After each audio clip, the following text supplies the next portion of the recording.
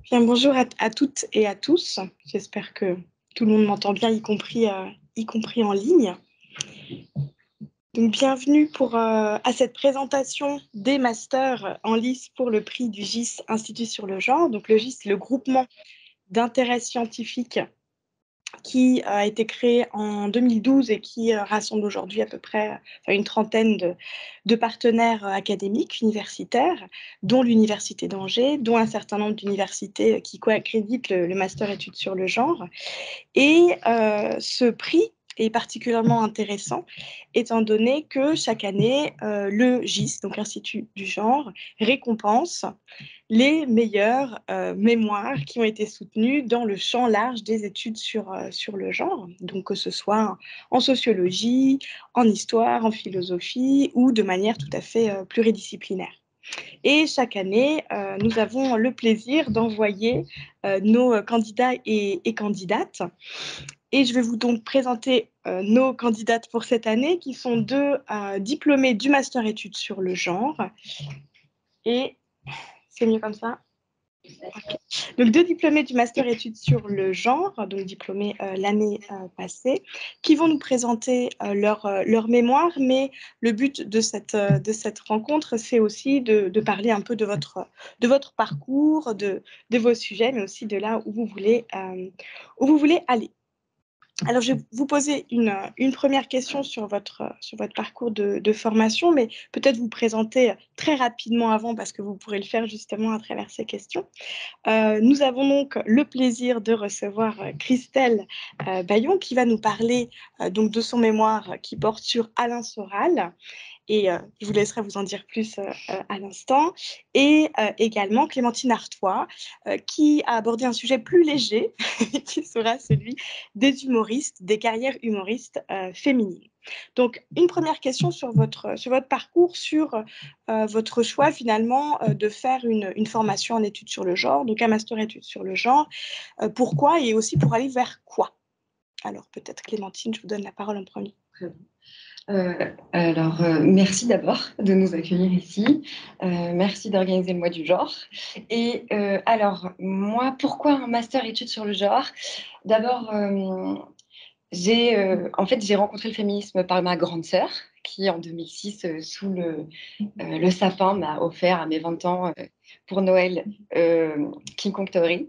Et à partir de là, c'est noué une vraie relation entre la littérature féministe et moi-même. Et puis, après, j'ai fait des études de théâtre. J'ai moi-même une expérience d'humoriste. Et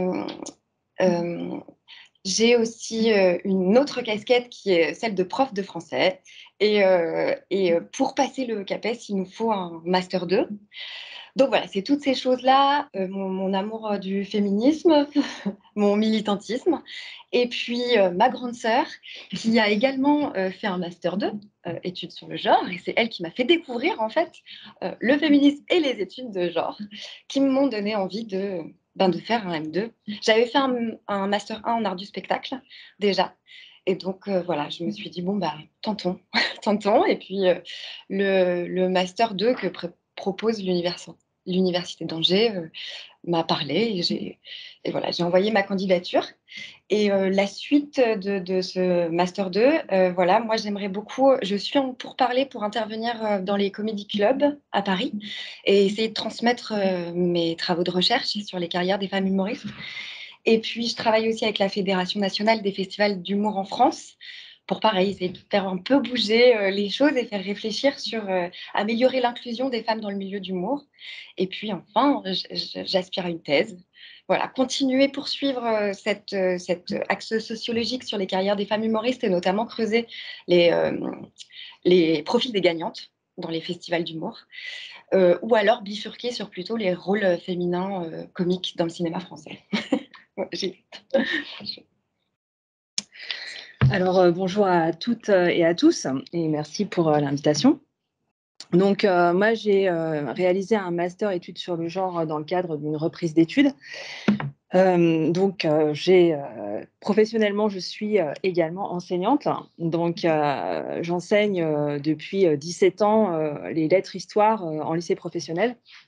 Et donc, c'est mon parcours professionnel et aussi un intérêt personnel pour le féminisme qui m'ont amené à m'interroger sur les questions du féminisme et de sa réception dans certains milieux, les milieux dits populaires notamment, parce que donc moi, en enseignant l'histoire en lycée professionnel, j'ai l'habitude d'avoir des publics non mixtes, donc soit des classes que de garçons, soit des classes que de filles. Et par ailleurs, le programme, alors jusqu'à la réforme qu'a connue le lycée professionnel en 2019, le programme d'histoire en bac professionnel posait la question de la place des femmes dans la société française. Et donc chaque année, quand j'abordais cette thématique, c'était quand même sujet à des discussions, il y avait des stéréotypes de genre qui ressortaient. Donc, tout ça m'a amené à réfléchir à justement comment le discours féministe, mais le discours aussi antiféministe pouvait avoir une prise parmi, par exemple, mes élèves. Et donc, c'est ainsi que je me suis orientée vers le master études sur le genre. Donc, j'ai un parcours d'historienne. J'ai fait une maîtrise d'histoire au préalable. Et donc, au cours de mes études, j'avais étudié la place des femmes dans la société française. J'avais lu un certain nombre d'ouvrages de Christine Barr. Et donc, je me suis adressée à elle quand j'ai postulé pour le master afin de lui proposer de pouvoir me suivre pour mon mémoire. Donc, voilà ce qui m'a amenée à ce master études sur le genre. J'en parlerai par la suite. J'ai travaillé pendant 2 ans, enfin pendant le master 1 et le master 2 sur Alain Soral. Et pour la suite, j'envisage donc d'entreprendre une thèse qui portera sur la question de l'intersectionnalité des haines, et j'en parlerai plus tard. Du coup, voilà. Voilà pour moi. Merci beaucoup. Donc peut-être maintenant une question sur votre sujet. Pourquoi avoir choisi ce sujet-là? Quels étaient les enjeux? Et puis peut-être vos questionnements de départ, puisqu'ensuite on va pouvoir déployer, on va dire, vos résultats principaux. On va commencer par vous aussi, Clémentine. Donc avec ce travail qui s'intitulait à gorge déployée, enquête sociologique sur la carrière d'humoriste, et qui a été dirigé par Blewen Lechaud. Donc pourquoi ce sujet? Alors, pourquoi ce sujet? Alors d'abord, comme j'ai dit tout à l'heure, c'est mon expérience personnelle d'humoriste. Donc j'ai fait des études de lettres, puis des études d'art du spectacle en même temps à la sortie du lycée. Et j'ai continué plutôt dans les arts du spectacle en tant que comédienne. Et en 2018, je me fais repérer pendant une scène ouverte, candidateur à Lyon, d'humoriste. Et je commence un travail avec un producteur. Et pendant 1 an et demi, je tourne dans les festivals en France. Et voilà. Et j'entends des choses qui me font pas très plaisir, comme déjà on me demande régulièrement si je couche avec cet homme, ce producteur. Ensuite, on m'a dit que mon humour puait les ovaires. On dit que, moi j'ai moi-même assisté à des scènes de violence de genre où en fait une humoriste répète son sketch et les régisseurs ne l'écoutent pas. Alors que alors que les précédents humoristes qui étaient des hommes étaient écoutés par les régisseurs. Et donc j'ai voulu creuser cette chose-là. Est-ce que ce que je vivais, c'était personnel ou est-ce que c'était systémique? Donc c'est déjà cette première question sur les rapports de genre avec le milieu professionnel qui m'a interpellée. Et puis c'est aussi, là j'ai commencé à lire une littérature sur le comique. Et je me suis rendu compte que Bergson, Freud étaient des hommes et qu'ils utilisaient un champ lexical d'hommes pour décrire ce que c'était que l'humour. Donc c'était aussi ça que j'avais envie de creuser, ce qu'on appelait l'humour en général, et notamment l'humour féminin, parce que c'est développé depuis l'avènement de Blanche Gardin, des festivals d'humour dits féminins. Donc c'est toutes ces questions-là qui m'ont donné envie de creuser ce sujet-là. Merci. Et alors, Christelle, la même question. Pourquoi ce sujet? Je rappelle exactement le titre de votre mémoire, donc Alain Soral à l'intersectionnalité des haines, avec donc une temporalité qui va de 1991 à 2021, et donc vous l'avez réalisé sous la direction de Christine Barr. Oui. Alors, donc, moi, le choix de mon sujet découle un peu des questionnements dont je vous ai parlé précédemment. Le choix même du sujet découle vraiment d'un dialogue ouvert avec Christine Barr. Alors, ça a commencé pour mon M1, en fait. Donc, c'est Christine Barr qui m'a proposé l'idée de travailler sur Alain Soral afin d'aborder un discours antiféministe en fait qui est assez puissant, qui est durable, puisque donc en effet la temporalité est quand même de 30 ans, et qui avait un certain écho, notamment dans les années 2000, alors peut-être moins aujourd'hui, mais en tout cas qui est facilement accessible, et donc c'était une entrée possible pour aborder la construction d'un discours antiféministe et de la fin du XXe siècle, un discours assez médiatique et qui avait pu posséder une large diffusion. Alors, l'intérêt pour moi d'étudier le discours antiféministe d'Alain Soral, c'était aussi un intérêt d'accès aux sources, parce que comme je travaille à côté, je voulais faire des recherches historiques, et je pouvais pas dégager du temps pour aller aux archives. Donc, étudier Alain Soral, ça me permettait d'avoir accès directement aux archives, puisqu'il produit abondamment, que ce soit des vidéos, il a écrit un certain nombre de livres aussi. Et donc, la facilité des sources, c'était un point d'entrée favorable pour moi. Et donc, en M1, j'ai travaillé vraiment sur le discours antiféministe de Soral au travers d'un mémoire qui s'intitulait Du détournement de la lutte des classes. Donc, j'y reviendrai aussi par la suite. Et en fait, mon sujet de M2 est une poursuite de ce travail entamé en M1, puisque au cours de l'analyse que j'ai faite en M1, où j'étudiais vraiment les propos antiféministes, j'ai pu repérer différents éléments de croisement de discours de haine. Et du coup, la question qui s'est posée, c'était de savoir si l'antisémitisme d'Alain Soral, qui est quand même sa marque de fabrique aujourd'hui, était simplement venu remplacer son antiféminisme des années 90, ou si au contraire, il n'y avait pas quelque chose de plus profond à creuser, et d'essayer de voir comment les différents discours de haine qu'il peut porter s'articulent. Donc voilà, et c'est à ce moment-là que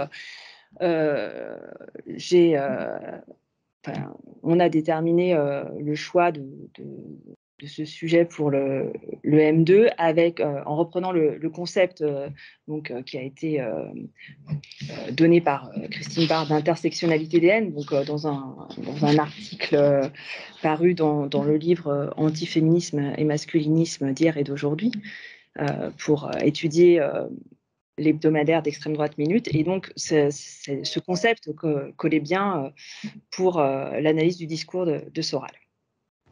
Donc voilà comment j'en suis arrivée là pour le M2. Et pour la période 1991-2021, c'est en fait, la borne chronologique, c'est parce que 1991, c'est son premier titre, le premier livre qu'il écrit seul.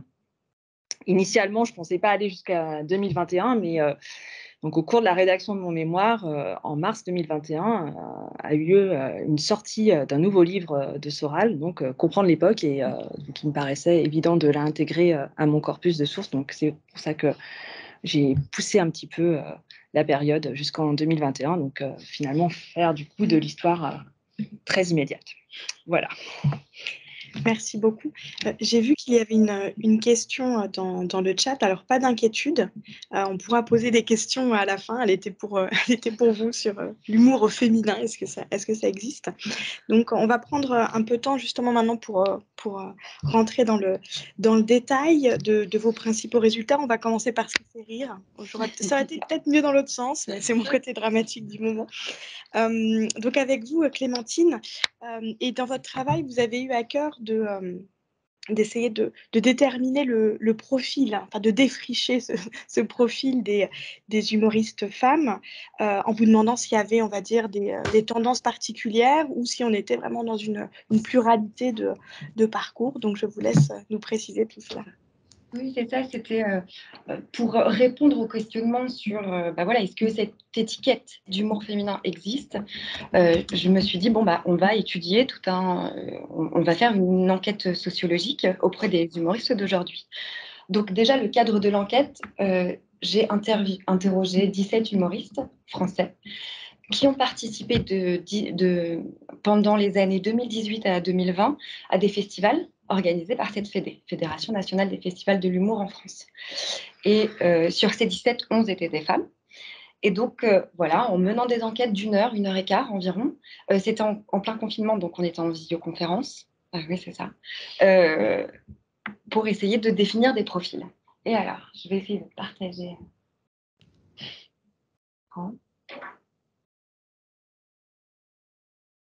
Et je ne vois pas, évidemment. Écran, là. Là.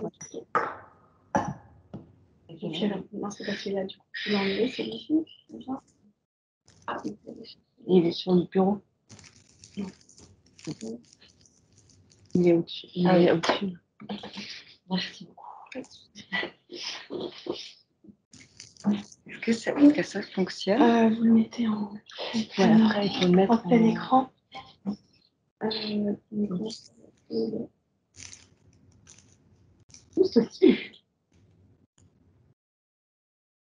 c'est bon. C'est bon, impeccable. C'est bon? Ouais. Ok. Alors, le profil des humoristes.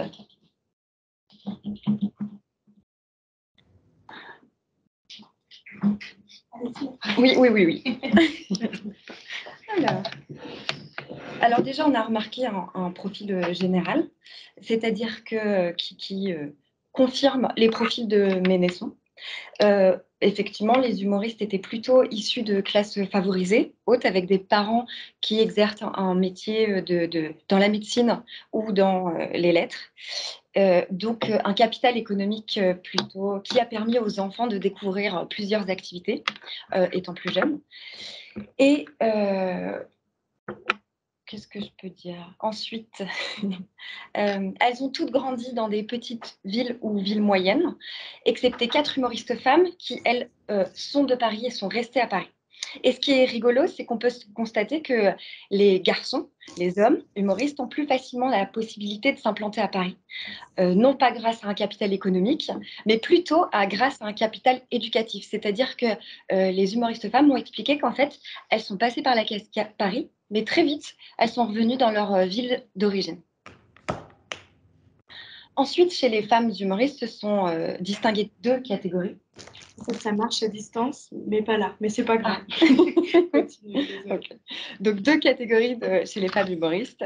D'abord, une catégorie qui a suivi la socialisation sexuée enfantine des filles évoquées par Ménesson. Donc, par exemple, elles ont suivi des activités dites féminines pendant leur enfance, donc de la danse, beaucoup. Et d'ailleurs, c'est rigolo parce que 3 d'entre elles ont eu une mauvaise expérience. Une humoriste, par exemple, a expliqué qu'elle a fait de la danse et que vraiment c'était un métier de rêve, dont elle rêvait en tout cas, de devenir danseuse, et que très vite on l'a cataloguée de grande duduche. Elle a été en souffrance dans cette activité de danse, et les 2 autres ont utilisé le même langage de souffrance, c'est-à-dire au fond de la salle. Donc elles ont bifurqué vers plutôt une activité théâtrale. Donc des activités dites féminines telles que la danse ou bien une diversité conséquente d'activités extrascolaires. Ensuite, elles étaient plutôt bonnes à l'école et d'un caractère assez réservé. Et la deuxième catégorie, c'est un peu l'inverse. Donc c'est des humoristes femmes qui s'affirmaient étant petites, qui se disent garçons manqués. Garçons manqués, c'était cheveux courts, habillés sans jupe et en pantalon en shirt, qui jouaient je reprends les mots des humoristes, qui jouaient dans la boue et qui jouaient au foot. Ensuite, pour les hommes humoristes, ils s'apparentent aussi au profil étudié par Bertrand Ménesson et Cour, pluriactivité extrascolaire étant petit, distance par rapport au sport, et fierté et épanouissement dans les activités où l'expression de soi prime. La musique, par exemple, ou le théâtre. ce qui m'a surprise, moi, c'est que dans ces profils, on n'a pas eu le profil du clown triste. Souvent, les humoristes, en tout cas les anciens humoristes, se présentent comme étant très dépressifs dans la vie. Là, pas du tout. Au contraire, ils se sont tous affirmés comme des leaders, comme des ouais, c'est ça, comme des leaders. Par exemple,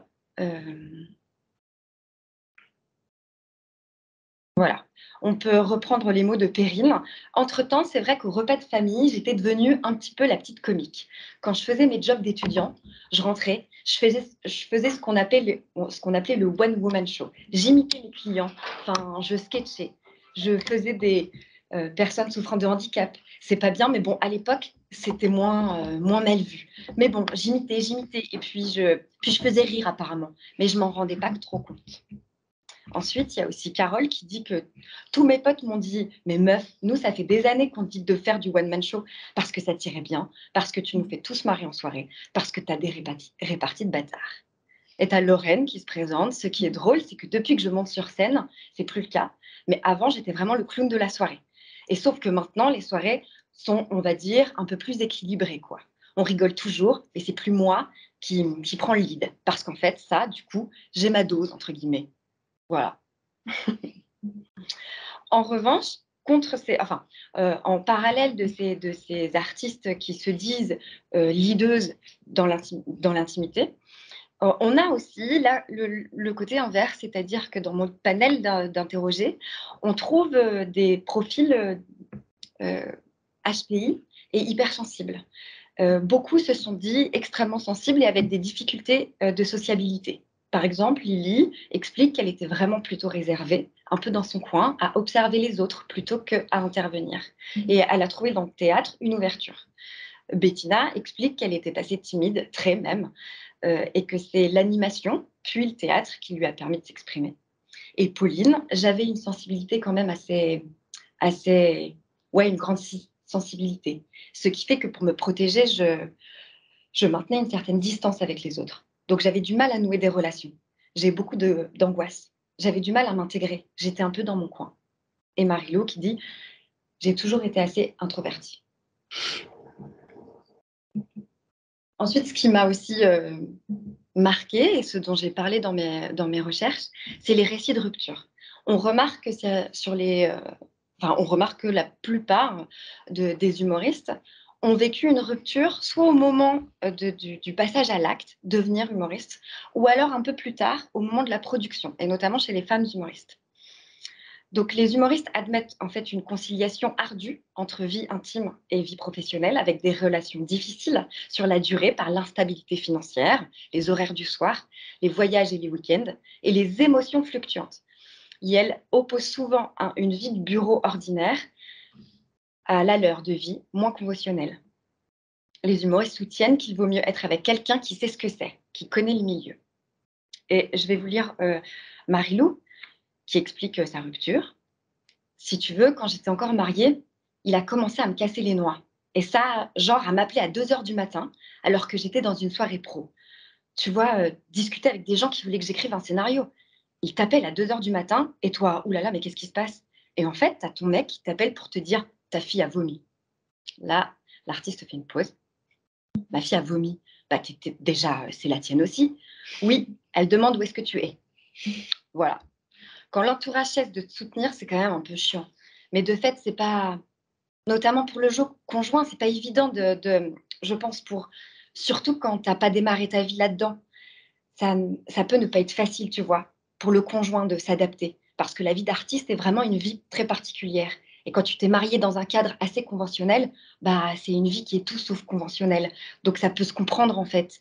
Bah, c'est difficile de coopérer avec le nouveau style de vie, qui est vraiment un style de vie très différent. Et en fait, ce qui m'a sauté aux yeux, c'est que les hommes ne racontent pas la rupture de la même façon, même si elle a quand même lieu. Par exemple, Baptiste l'explique comme ça. D'un point de vue sentimental, je me suis séparée après le confinement. Et c'est vrai que mon changement de situation professionnelle, il venait de rentrer dans la production, a beaucoup joué. Malheureusement, parce que mon couple n'a pas forcément tenu dans le sens où c'est une passion qui prend énormément de place et qui demande une attention particulière.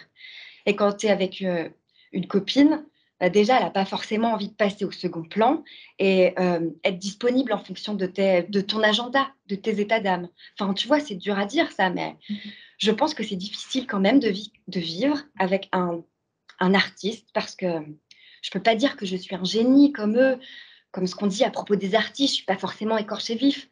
Par contre, c'est vrai qu'il faut s'adapter par rapport à mes émotions, ce que je peux ressentir, ces moments d'euphorie, ces moments de up et ces moments de down. En fait, on remarque que les hommes, quand ils parlent de leur rupture, les hommes humoristes, ils évoquent ce que j'ai appelé la toute-puissance de l'art, alors que les femmes sont beaucoup plus, c'est normal, une normalité. Elles ont changé de vie.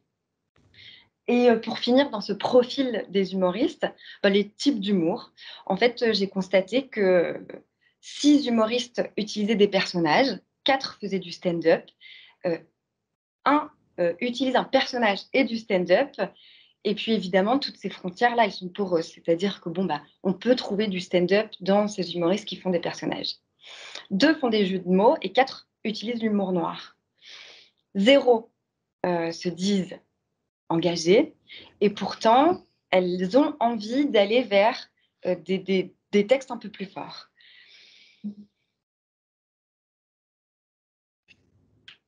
Voilà ce que je peux dire. Ah oui, et en fait, moi, ce que je voulais vérifier avec ces profils, c'était Nelly Kemener et Marie-Carmen Garcia, dans leurs écrits, expliquent qu'elles ont trouvé des profils qui se ressemblent chez les comédiennes qui travaillent l'humour. Et là, moi, je me suis plutôt rapprochée de Linda Nochlin, qui explique qu'à chaque fois que les femmes artistes ou les écrivaines semblent plus proches d'artistes et d'écrivaines de leur époque et partagent leur vision, qu'elles ne le sont des unes des autres, en fait. Voilà pour le profil. Merci.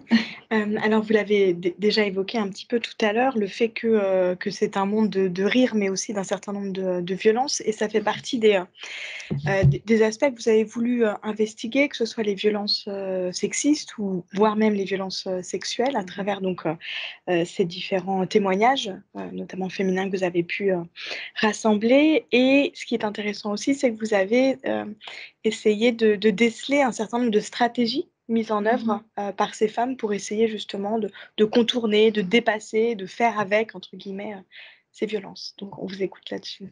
C'est ça. Alors oui, ce qui m'intéressait aussi,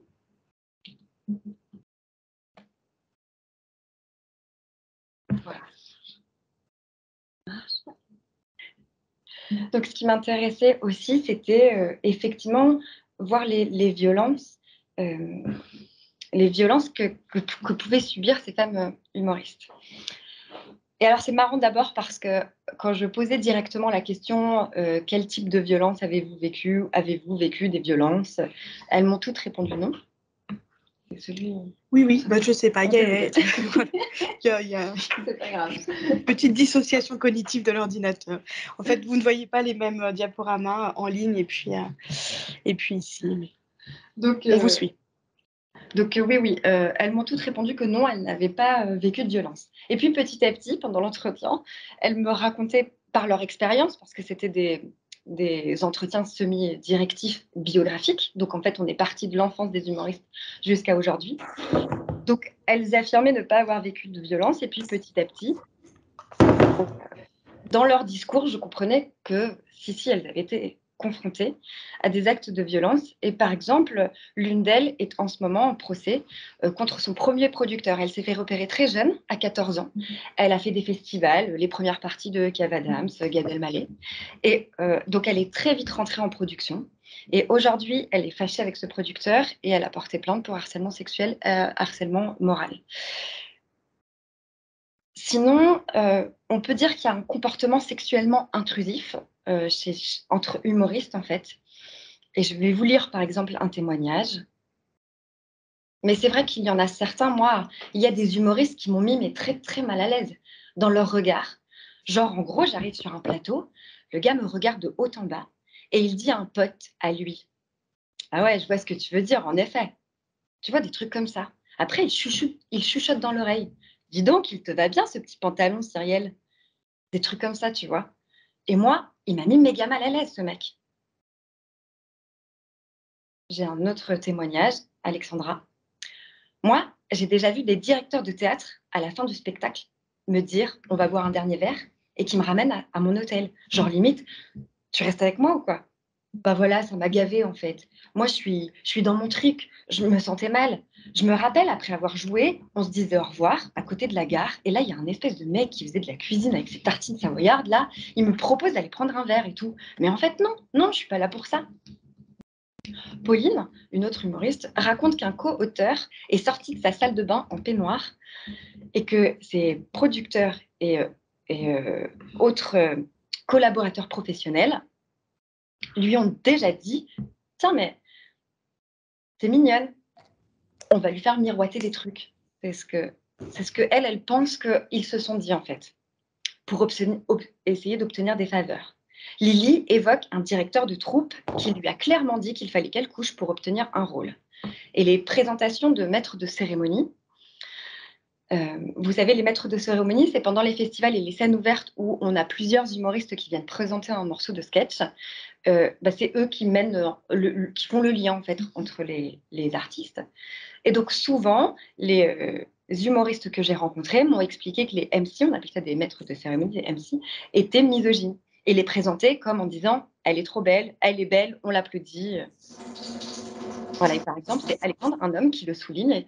Il y a des MC qui font des annonces monstres misogynes, genre « elle est belle ». Marie-Lou évoque elle aussi un présentateur qui lui demande s'ils peuvent se rouler une pelle avant de monter sur scène pour se donner du courage. Et un humoriste qui, en sortant de scène, lui dit « on a vu ta culotte ».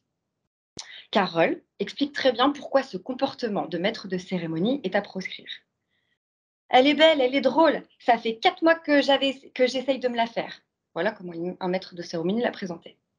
Mais jamais tu fais ça parce qu'en fait, sans le faire exprès, tu mets dans la tête du public une attente en plus parce que tu me présentes comme la seule meuf du plateau. Tu me présentes comme celle qui a un truc à prouver en plus parce que je pars avec un handicap. J'ai envie de la baiser. Tu m'obliges en arrivant sur scène à faire une blague, soit pour aller dans ton sens, soit pour oublier ta blague. Et tu m'obliges à parler de cul alors que j'allais parler de yoga. J'ai bidé derrière parce que ça m'a tellement glacée que j'ai pas réussi à le prendre sur le ton de l'humour en fait. Donc voilà, et c'est ce que dit le maire, à l'entrelac de l'individuel et du collectif, du psychique et du social, à la jonction du privé et du public, en touchant à l'intime dans le professionnel, elle, la sexualité, est le socle de la construction de l'identité professionnelle sexuée dans un milieu de travail traditionnellement masculin. Puis elle est réutilisée et exploitée à l'arrivée des femmes pour établir le rapport de force avec les femmes. Donc on a un milieu de l'humour qui s'ouvre aux femmes depuis certaines années. Et donc on voit un stratagème des hommes qui veulent, sans s'en rendre compte, qui veulent garder la main mise dessus. Alors, les stratagèmes d'évitement pour éviter ces agressions, ces comportements sexuellement agressifs, tout simplement, malheureusement, 3 des humoristes ont arrêté l'humour. En tout cas, étaient à l'époque en train de se demander si elles allaient quitter les plateaux. Et puis, il y a aussi, par exemple, Bettina qui dit « Je sais très bien poser les limites aussi. Tu vois, mais il y a des moments où ils vont faire semblant de… » Elle mime la séduction. Les petits rapprochements. Et le truc que je dis pour la blague, c'est « Arrête, tu vas me faire douter. » Parce que Bettina est homosexuelle. C'est juste le temps de rentrer un peu dans leur jeu. Mais c'est juste des blagues. Il n'y a jamais de gêne. Tu désamorces. Félicie, Pauline et Alexandra, elle aussi explique qu'il faut être maligne, en fait, être plus maligne et désamorcer dès la sortie du train. Donc, parce que souvent, elles arrivent en train sur le lieu de l'humour, du festival. Et donc, elles expliquent que dès leur arrivée, au milieu des professionnels, elles enclenchent des blagues pour désamorcer la séduction. Donc, voilà. Ça fait quand même beaucoup de travail en plus pour essayer de faire son métier. Exactement. Relativement tranquillement.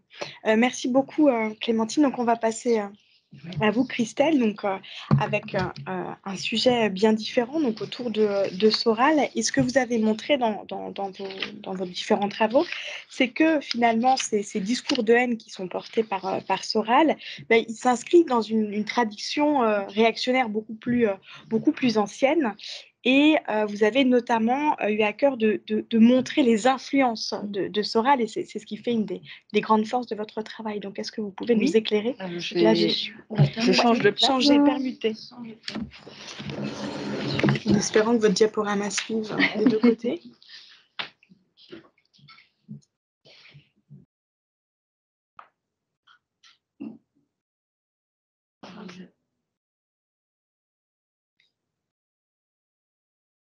Il y a des fois un petit délai. Non, c'est bon. En fait, du moins là, là c'était bon en fait tout à l'heure. Là, mettez-le en plein écran. Voilà, bah, ça va être le même problème. Bon, ok. Tu veux pas nous aider? Non.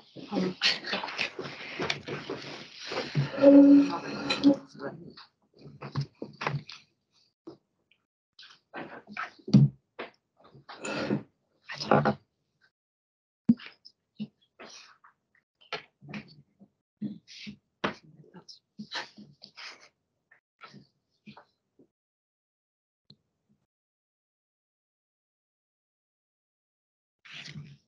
Alors là, il est bien. Il est bien presque partout. Donc là, il est à l'écran, dans la salle. Et il est pas trop mal en ligne. C'est mieux. Merci beaucoup. Alors, du coup, juste avant de commencer, donc, je voulais faire un petit point source. Pardon, un petit point source donc, pour étudier les discours d'Alain Soral donc, sur ce temps long de 91 à 2021. J'avais de multiples sources en fait. C'était aussi une des difficultés puisque il y avait énormément de vidéos, 13 livres et puis un site internet. Donc j'ai dû opérer des choix. Tout ça pour dire que forcément c'est un sujet qui implique une sélection, mais néanmoins cette sélection, elle était motivée par un certain nombre de critères, notamment le fait de choisir des vidéos qui émanaient directement de son site Égalité et Réconciliation. Et du coup, ça permettait à la fois, en ayant accès aux vidéos et aux livres, de croiser un petit peu les discours et de pouvoir identifier justement les grandes thématiques et d'essayer de retrouver les influences. Alors, parce que Soral aime bien se présenter comme celui qui a le regard éclairé sur ce qui se passe, mais dans la réalité, quand on analyse son discours, puisque mon sujet est une analyse de discours, on constate qu'il y a des influences nombreuses et donc dont il se revendique lui-même la plupart du temps, mais qu'on peut parfaitement repérer. Alors, en gros, son discours se place dans une triple référence idéologique. D'abord, une référence marxiste, qui est celle qu'il revendique le plus. Donc, dès le départ, quand il commence à se faire connaître dans les années 1990, donc lui va se présenter comme ayant appartenu au Parti communiste, ayant une culture marxiste. Et dès ses premières années, quand on va le voir apparaître sur les plateaux télévisés pour débattre, pour être le contradicteur des féministes, il va avancer un antiféminisme au nom de la lutte des classes.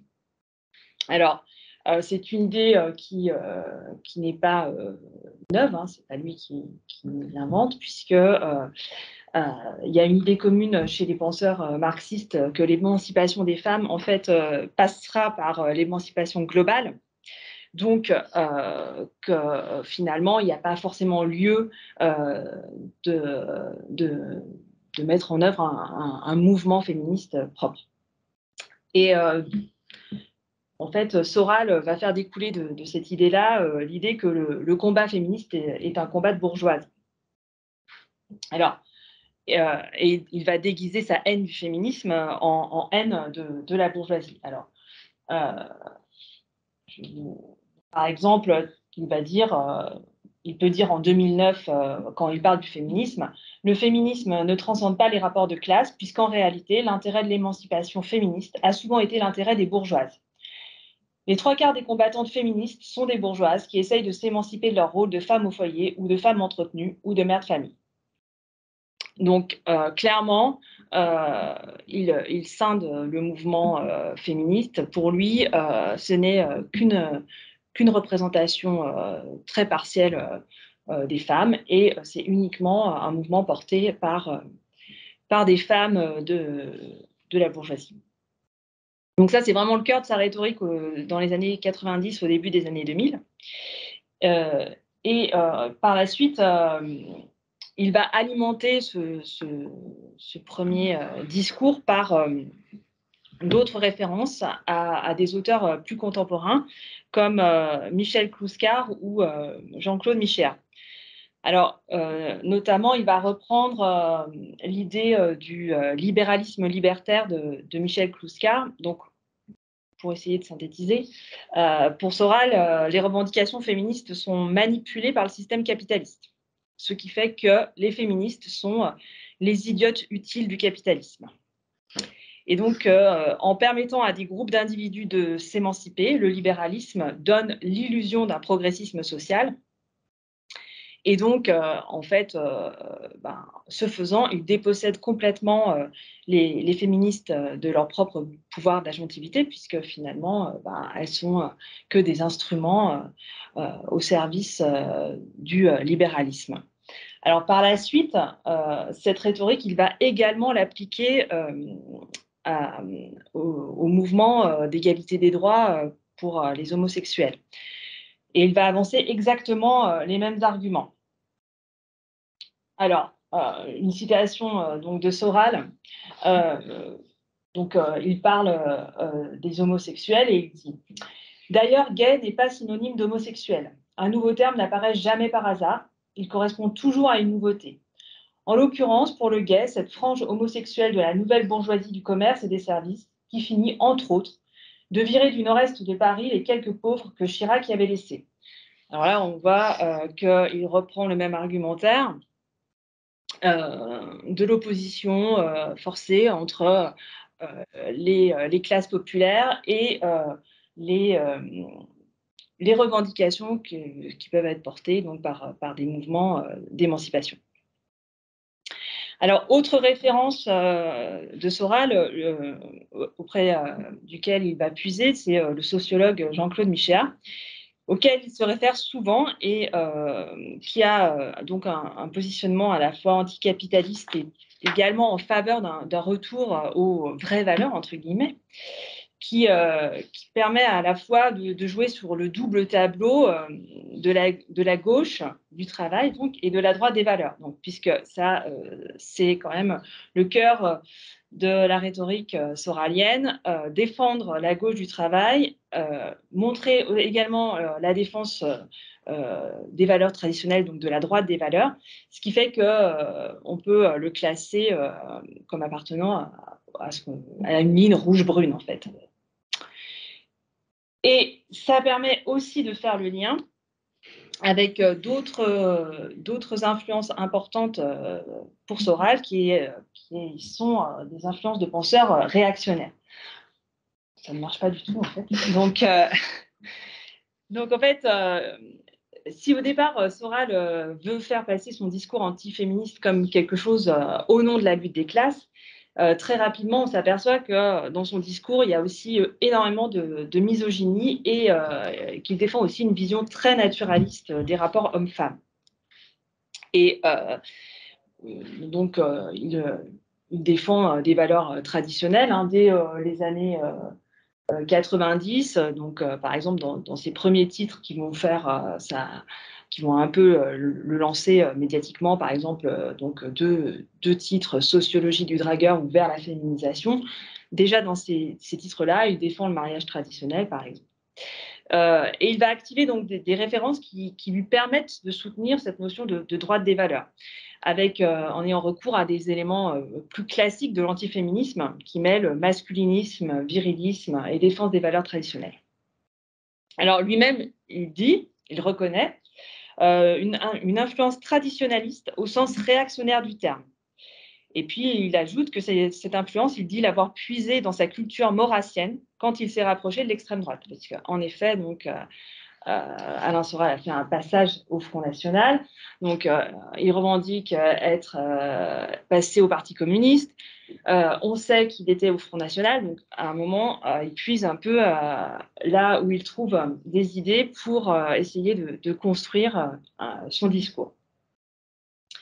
Et enfin, dernière influence qu'il va davantage mettre en valeur ces dernières années, c'est une référence à ce qu'on appelle la tradition, et alors particulièrement à deux auteurs, René Guénon et Julius Evola.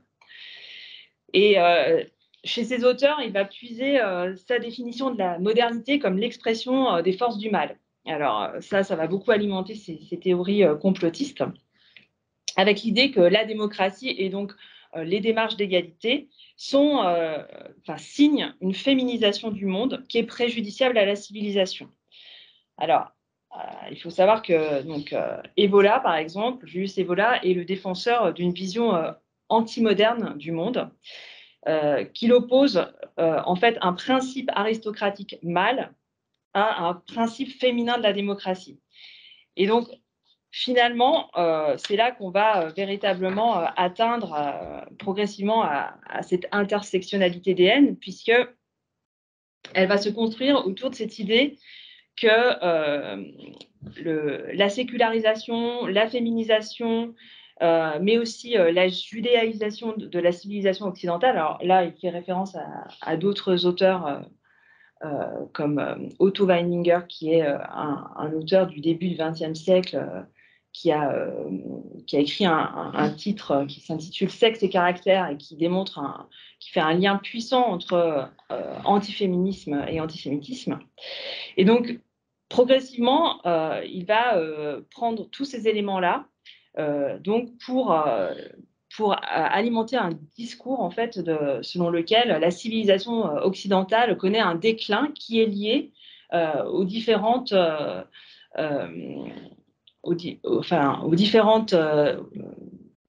acquis en fait du féminisme, aux différents acquis de l'égalité tout simplement. Alors, donc une tradition ancienne, des arguments qu'il reprend, qu'il croise et qu'il arrange.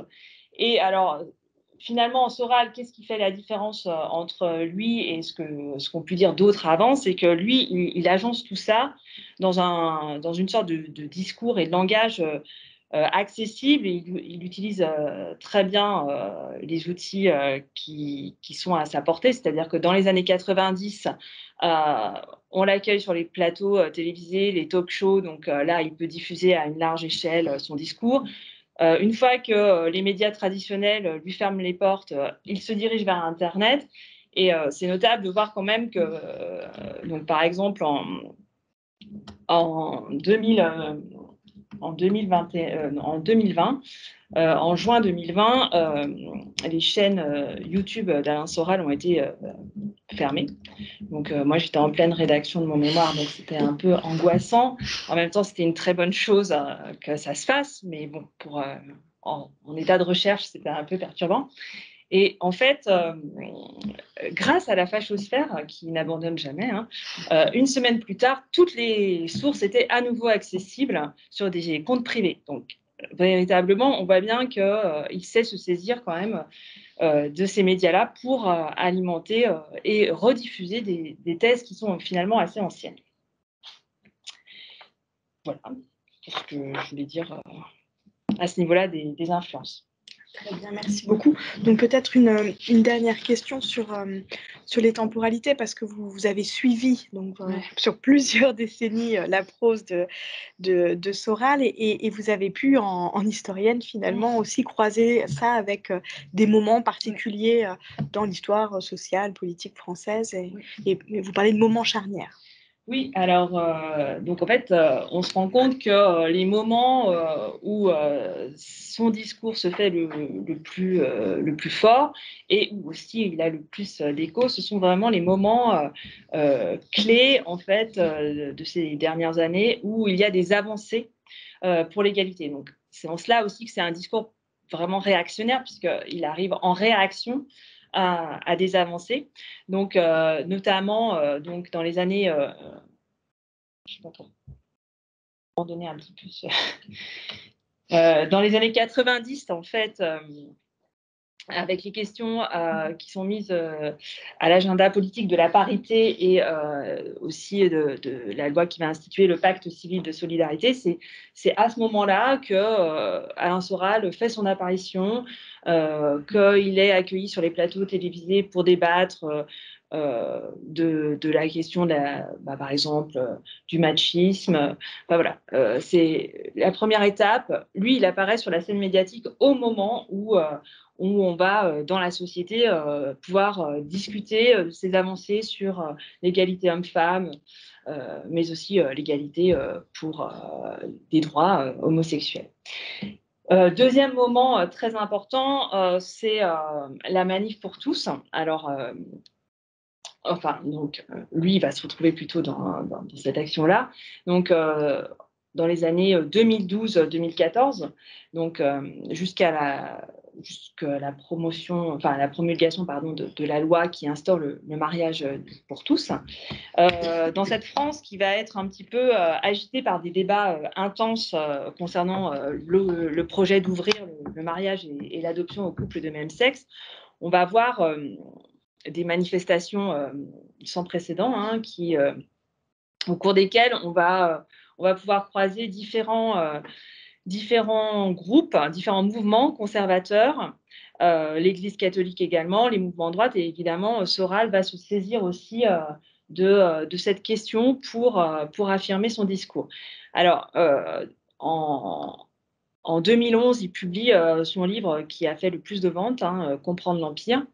Et pour dire à quel point il se saisit de ces occasions pour véritablement diffuser son discours de haine, c'est que c'est en 2013 qu'est publié Dialogue désaccordé. Alors c'est un livre qui est sous la forme d'un dialogue avec Éric Nolot.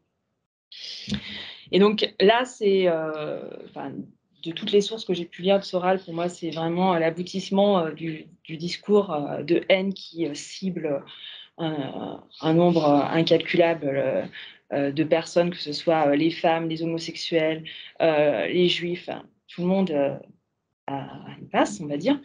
Et donc, à tel point que ce livre a été interdit finalement. Et ça correspond bien à un moment. C'est-à-dire que dès qu'il y a des débats dans la société, qu'il y a des avancées, eh bien, son discours se fait plus présent et aussi plus radical et plus marqué. Alors, par ailleurs, au moment de cette mobilisation-là que l'on a, qui s'est nommée la Manif pour tous, c'est aussi un moment de convergence des haines, puisque c'est un moment où Soral va croiser d'autres mouvements et d'autres personnalités réactionnaires. Et il y a une particularité de cette mobilisation, c'est qu'elle réunit des courants très variés, voire éloignés au départ, mais qui vont se retrouver autour d'ennemis communs, donc à savoir les gays, les lesbiennes, mais également les juifs. Et alors, j'ai notamment, finalement, cette période, elle n'est pas forcément énormément étudiée sous cet angle-là, de cette convergence des haines. Mais il y a la sociologue Natacha Chedkouti qui a produit avec Fabrice Téché une étude sur cette période qui s'intitule « La convergence des extrêmes dans les mouvements d'opposition à la loi sur le mariage pour tous en France en 2014 » et qui avance l'idée que les groupes extrémistes mobilisés à ce moment-là ont recyclé une imagerie nazie en opérant un remplacement de la notion de race par celle de lobby. Et ça m'a particulièrement interpellée parce que dans le discours de Soral, le terme de lobby est omniprésent. Et c'est-à-dire que les homosexuels forment un lobby, les juifs forment un lobby, tout ça, les féministes forment un lobby, tous et toutes ayant pour unique but de déstabiliser l'ordre et d'instaurer une sorte de chaos qui entraînerait la chute du monde occidental. Donc évidemment, c'est des théories très complotistes, voilà, mais c'était particulièrement marquant de voir que cette période-là est vraiment une période charnière. Donc par la suite, il est aussi intervenu dans les années, à partir de 2017, il a produit quelques références lors du mouvement MeToo, mais c'est vraiment plus sur ces années 2012-2014 qu'il a vraiment connu son apogée. Voilà ce que je pouvais dire sur ces périodes clés pour le discours de Soral. Merci beaucoup à toutes les deux. On va pouvoir avoir un temps de questions à présent. Alors, n'hésitez pas aussi en ligne à poser vos questions. J'ai vu qu'il y en avait déjà une qui avait été posée tout à l'heure par Emma. Donc, elle est pour vous. On va commencer par vous, Clémentine, qui demandait qu'est-ce que l'humour féminin pour vous? En quoi différerait-il ou diffère-t-il de l'humour masculin? Est-ce qu'il existe aussi un humour non binaire ou agenré? Alors, c'est ça aussi. Si vous prenez le micro, hein. Non, ouais. On partage. Alors, effectivement, sur la question de l'étiquette d'humour féminin, j'ai d'abord posé la question aux humoristes et j'ai beaucoup aimé la définition de Bettina qui présentait ça comme soit un humour très trash et qui parle de l'expérience de femme, donc autour des règles, la masturbation féminine, cet humour-là, ou alors cuicui les petits oiseaux. Elle appelait ça cuicui les petits oiseaux. Et ça, c'est plutôt sur des thèmes liés au célibat, le chat ou voilà, le profil de la célibataire Bridget Jones. Ça, c'est la définition. Et en fait, cette définition-là, elle est revenue plusieurs fois. Et ce qui est assez marquant dans les enquêtes, dans cette enquête, c'est que les humoristes femmes sont critiquent aussi cet humour dit féminin. C'est-à-dire que beaucoup d'entre elles ont critiqué l'humour dit trash. C'est-à-dire qu'elles trouvent que beaucoup trop de jeunes humoristes, femmes, parlent de sexualité, de leur sexualité avec vulgarité. Alors, définir le mot vulgaire a été compliqué, mais c'était vraiment, voilà, c'était parler avec des mots crus, de choses comme ça. Et certaines d'entre elles, et notamment les artistes qui font des personnages, expliquaient qu'elles aspiraient à un humour plus féminin, plus varié, avec plus de clowns, plus d'absurde et plus de jeux de mots. Donc ça, c'est la première chose. Ensuite, les mêmes définitions chez les professionnels reviennent. L'humour féminin, c'est lié à la sexualité des femmes ou alors à des thèmes précis. Et ce que j'ai remarqué, c'est que en fait, les humoristes femmes, elles sont jugées d'abord sur une corporalité. Il y a un producteur qui m'expliquait que Élodie Pou ne pouvait faire que de l'humour parce qu'elle ressemblait à une bouteille d'orangina. Et en fait, c'est un peu ça, c'est que la corporalité féminine de l'artiste, va dépendre de son humour. Et l'humour masculin, ça a été très drôle aussi, parce que justement, j'ai essayé souvent lors des entretiens, je posais la question de la définition de l'humour féminin, et elles arrivaient à me donner celle que je viens de vous donner. Et quand je disais, mais alors l'humour masculin, c'est quoi? Eh ben, elles ne savaient plus le définir. Et en fait, l'humour masculin, c'est le neutre, c'est l'humour. L'humour est d'abord associé aux hommes et en fait, c'est l'humour neutre et c'est ce que dit Zerbide, je crois, oui c'est ça, dans son essai sur le génie et le neutre. C'est qu'en fait, on est dans une société qui définit des artistes selon des critères masculins. Voilà. Merci. Alors, il y avait une question pour vous, Christelle, de précision sur les références de l'étude ou de l'article de Natacha Chetcuti. Oui. Le titre Oui, le titre, l'imagination.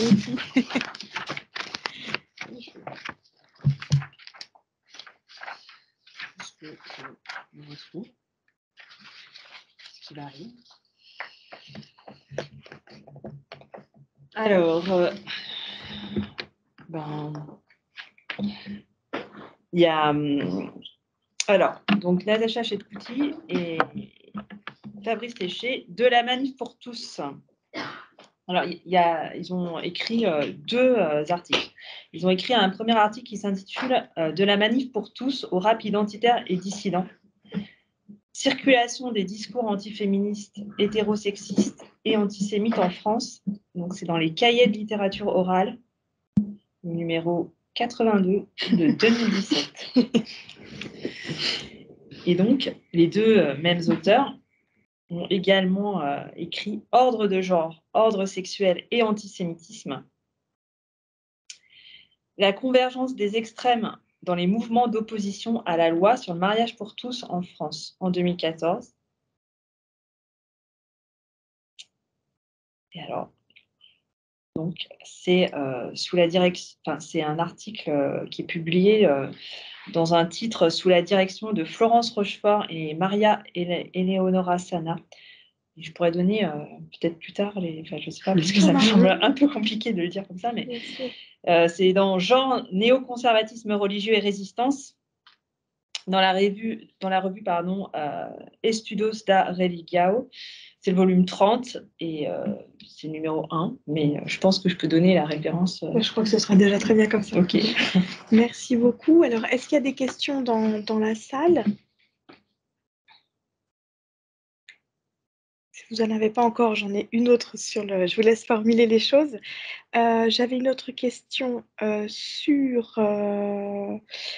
donc pour vous également, pourquoi certaines humoristes femmes sont-elles retournées en province après leur passage à Paris alors que les hommes humoristes restent?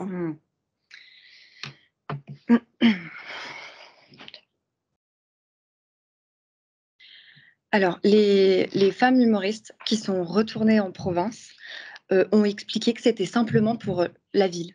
Voilà, retourner là d'où elles venaient, elles ont trouvé Paris trop violent. Elles ont expliqué que ça a été une expérience un peu difficile et que voilà, elles ont préféré retourner chez elles. Et en fait, ça, c'est pas. On retrouve ça, mais je sais plus.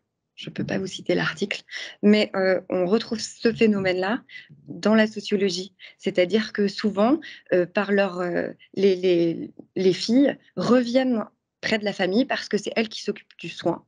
C'est elles qui... voilà, c'est sur elles que compte la famille. Merci. Tout va bien? Ah, tu les prends le micro? Oui, c'est vrai. Donc, est-ce qu'il y a une question dans la salle? Alors moi, j'en avais une, notamment pour Christelle, sur la pérennité des discours de Soral, parce que vous avez l'air de dire qu'il y a cette période un peu d'apogée dans 2012-2014, mais qu'il prend position à partir de 2017 sur de nouveaux thèmes. Et donc, quelle est sa pérennité, notamment dans la résurgence des discours réactionnaires de manière un peu massive aujourd'hui? Quels sont ses points communs, par exemple, avec Éric Zemmour? Est-ce que vous pouvez nous en dire un petit peu plus? Oui, alors sur la pérennité du discours, ce que je disais, c'est notamment par exemple dans le fait que ces vidéos supprimées, on les retrouve par la suite. Donc là, j'ai vu récemment, par exemple, Spotify avait aussi supprimé un certain nombre de choses. Je pense qu'il y a un travail à mener sur aussi un travail plus sociologique à mener sur les auditeurs, ceux qui l'écoutent sociologiquement, qui s'agit-il, etc. Est-ce que ce sont toujours les mêmes personnes? Est-ce qu'il fait des nouveaux adeptes? Donc moi, c'était pas le cœur de mon sujet, puisque moi, il s'agissait vraiment d'analyser le discours. Donc, je pense que c'est un travail à part entière, parce que le peu de temps que j'ai pu passer sur un certain nombre de forums où on le reprenait, m'invite quand même à penser que son discours reste pérenne, notamment, par exemple, alors c'est sur des points précis, mais au tout début de sa carrière, on va dire, il a publié un livre qui s'appelle La vie d'un vaurien et qui ensuite sert de base à Sociologie du dragueur, où là, il exploite vraiment le concept de la drague de rue. Et là, on est sur du virilisme, du masculinisme, des choses qui, aujourd'hui, sont reprises parfois sur des forums, hein, et qui citent Soral comme une référence là-dessus. Donc, je pense que voilà, c'est toujours présent. Concernant les discours réactionnaires, alors, pareil, je me suis servie du livre de Gérard Noiriel sur la comparaison entre Zemmour et Drummond, notamment. Et donc, bon, alors clairement, Soral, Zemmour, c'est son meilleur ennemi, hein. Et je pense qu'il envie peut-être un petit peu ce qui lui arrive. Il y a des points de convergence, hein. Après, voilà, ils n'ont pas choisi le même chemin, on va dire, puisque Soral, lui, il s'est radicalisé dans un antisémitisme fort qui a donné lieu à de nombreuses condamnations, donc qui ont fait que bon, il y a des choses qu'il ne peut plus se permettre, mais malgré tout, voilà, son site fonctionne extrêmement bien. Il y a toujours il est toujours abondamment voilà, relayé.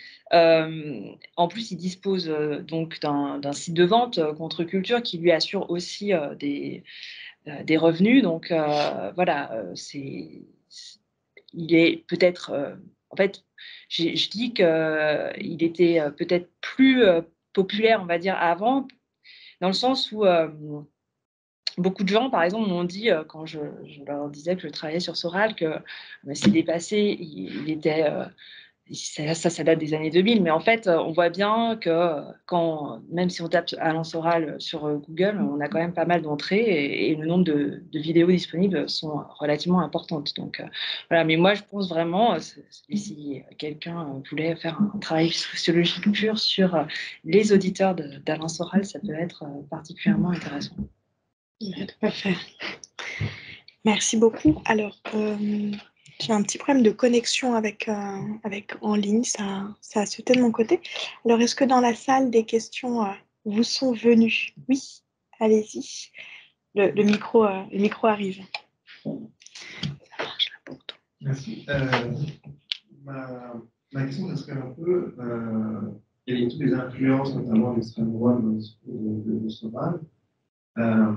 Mais c'est quoi dans quelle mesure est-ce qu'il prend en compte le discours féministe? Je me souviens c'était sociologie d'avoir essayé de décompter les références féministes, en disant que Beauvoir n'a pas affaire à une autre personne. Donc, ouais, en gros, il en parlait comme un monstre sans visage. Est-ce que c'est une impression ou autre chose? Alors, je dirais qu'il y a plusieurs temps, je pense. En effet, il identifie des personnages qui sont censés incarner le féminisme. Donc, dans Sociologie du dragueur, en effet, il identifie Beauvoir, il va identifier Badinter et donc il va ensuite les cibler comme étant les féministes et la représentation des féministes. Par la suite, il va cibler Caroline Fourest plus tard. Il va cibler Isabelle Alonso au moment des chaînes de garde. Enfin voilà. Mais il ne prend pas en compte. Enfin, Soral, il ne cherche pas du tout à construire un argument contre ou à essayer de prendre en compte le discours féministe. Lui, il aligne son discours à lui et il cible quelques personnalités. Et d'ailleurs, c'est pour ça que, enfin, en tout cas, c'est l'hypothèse que j'aimais, qu'on l'entend beaucoup moins en 2017 sur le mouvement MeToo, parce qu'il n'arrive pas à cibler une personne. Alors, en tout cas, moi, c'est comme ça que je l'ai interprété. Et il a ciblé aussi à un moment les Femen, mais voilà, c'était pas quand il peut pas identifier une personne qui va juste pouvoir accuser de tous les maux, mais voilà, il laisse un peu passer pour ça, quoi. Il ne prend pas en compte le discours féministe lui-même, quoi. Il y a d'autres questions? J'en ai juste un commentaire. Oui, allez-y. Soral a accusé Zemmour de plagiat. Ah oui. C'est pour rappeler en ce moment. Pour le livre de Zemmour qui s'appelle le féminisme. Oui, c'est vrai. De la féminisation fatale des sociétés modernes et des mots. Mais d'ailleurs, pendant longtemps, Soral a appelé à un débat avec Zemmour. Et comme Zemmour s'y refusait, donc il a beau jeu de dire qu'en effet, Zemmour lui a tout piqué et que lui était, comme il n'a jamais voulu débattre avec lui, il n'a pas pu démontrer tout cela. Derrière tout ça, c'est peut-être une question, ce qui pourrait être un développement intéressant pour la future thèse, c'est quelle géopolitique ça cache, cette intersectionnalité et ce positionnement de l'ultra-droite somalienne. Là, tout notamment. Oui, alors ça, notamment dans Comprendre l'époque, là, dans son dernier titre, je pense qu'il y a en effet quelque chose à creuser là-dessus parce qu'il est, ce titre-là, il fait beaucoup de références à ça sur Poutine aussi comme une représentation de la virilité, et de Trump aussi, d'ailleurs. Ouais, c'est vrai qu'il y a ça. Mais je n'ai pas encore creusé la question. Mais... Ce sera pour la thèse. Est-ce qu'il y a d'autres questions dans la salle? Alors, je vais pouvoir poser la mienne. Vous en aviez une? Non, moi, j'ai oublié un stratagème quand même important chez les femmes humoristes, c'est le rassemblement. Ah ben justement, c'était ma question. Voilà. Alors, allez-y. Et oui, j'ai oublié un stratagème quand même. Et je voulais en plus terminer sur ça, c'est la cohésion de groupe et le rassemblement. Elles ont créé une liste de 100 humoristes femmes qui jouent en France. Et voilà, pour essayer de créer un noyau dur. Et quand on dit, mais il n'y a pas de femmes, parce qu'il y a ça qui revient beaucoup dans les discours des producteurs et des professionnels, c'est qu'il n'y a pas de femmes humoristes, en fait.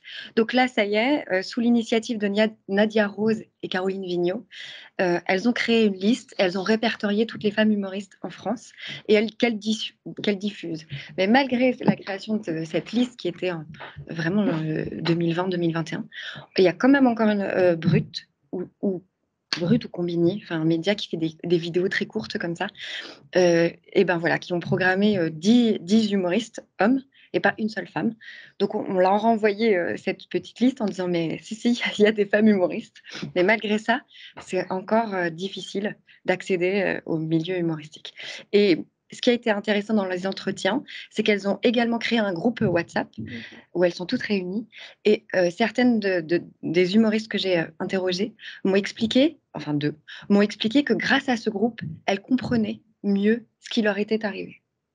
Et notamment, l'une d'entre elles s'est fait remercier. Elle travaillait dans une grande radio elle est imitatrice et en fait, on n'a gardé que l'imitateur et pas elle. Et voilà. Et ça, pour elle, c'était normal quand elle avait vécu ça à cette époque-là. Et en fait, petit à petit, elle a compris, grâce à ce regroupement d'artistes femmes, qu'il se passait quelque chose de plus systémique. Merci beaucoup. Alors, j'ai cru voir qu'il n'y avait pas de questions supplémentaires. Vous me confirmez, Christelle, là, dans le chat? Ok. Je vais vous poser une sur l'humour.